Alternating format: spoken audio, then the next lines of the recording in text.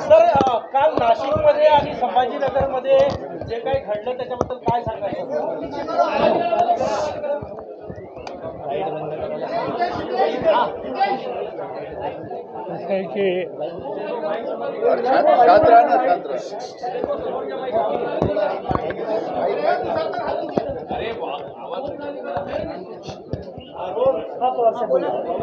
बांगलादेशमध्ये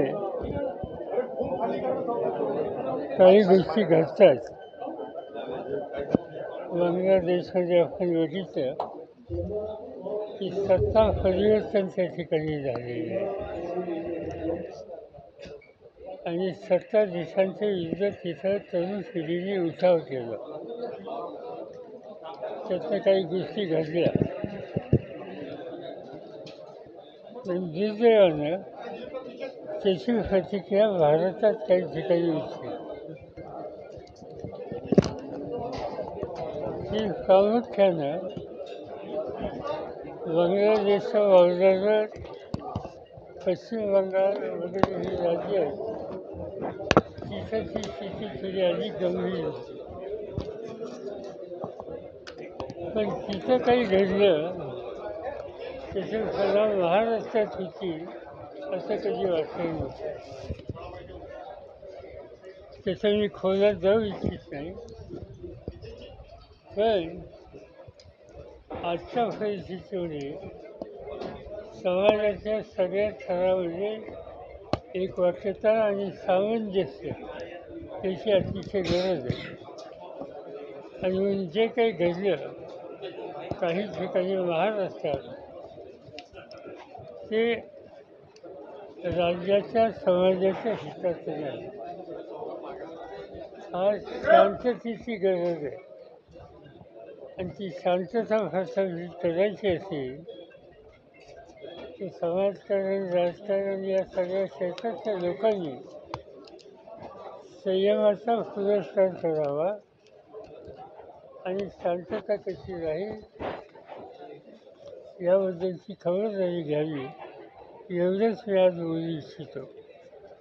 शासनाचं धोरण, शासनाची कारवाई, गृह खात्याची जबाबदारी, त्यांची कारवाई याचं भाष्य करता येईल. पण आज मला शांतता आणि सौहार्द याचं महत्त्व जास्त वाटतं आणि म्हणून त्याच्या अन्य बाबी ज्या आहेत त्याचं मी भाष्य करू इच्छित नाही. सुनियोजित वाटतं का तुम्हाला? जो प्रकार सुरू आहे तो सुनियोजित असं वाटतं का तुम्हाला? असं देखील म्हणजे बांगलादेशमधला प्रकार इथं घालायचं काही कारण नव्हतं. त्यामुळं जे कोणी यामध्ये सहभागी होत असतील माझं आव्हान त्यांना हे आहे की आपण अन्य देशात काही झालेल्या गोष्टीच्यासाठी आपल्या देशामध्ये सर्वसामान्य लोकांचं जीवन उद्ध्वस्त होईल किंवा संकट असेल असं काही करता कामा काल नये. 2 राज्याच्या निवडणुका जाहीर झाल्या. महाराष्ट्राची काढा बोल काढा बोल काढा. काल 2 राज्याच्या निवडणुका जाहीर झाल्या. महाराष्ट्राच्या निवडणुका जाहीर होतील. कसं बघता तुम्ही याच्याकडे? काल देशाच्या प्रधानमंत्र्यांनी लाल किल्ल्यावर भाषण देत असताना सर्व देशाच्या निवडणुका एका वेळी व्हाव्यात, सर्व देशाच्या निवडणुका एका वेळी व्हाव्यात या प्रकारची भूमिका मांडली आणि ती भूमिका मांडून 12 तास नाही गेले तर आपल्याला ऐकायला मिळतं की जम्मू काश्मीरची निवडणूक जाहीर झाली, हरियाणाची झाली, झारखंड आणि महाराष्ट्राची झाली नाही. सर्व देशात एका वेळी निवडणुका घ्यायचं धोरण प्रधानमंत्री मांडत असताना महाराष्ट्राच्या निवडणुकीच्या संबंधी त्यांचा हा निर्णय एक प्रकारचा विरोधाभास आहे. यापेक्षा आधी काय सांगायचं?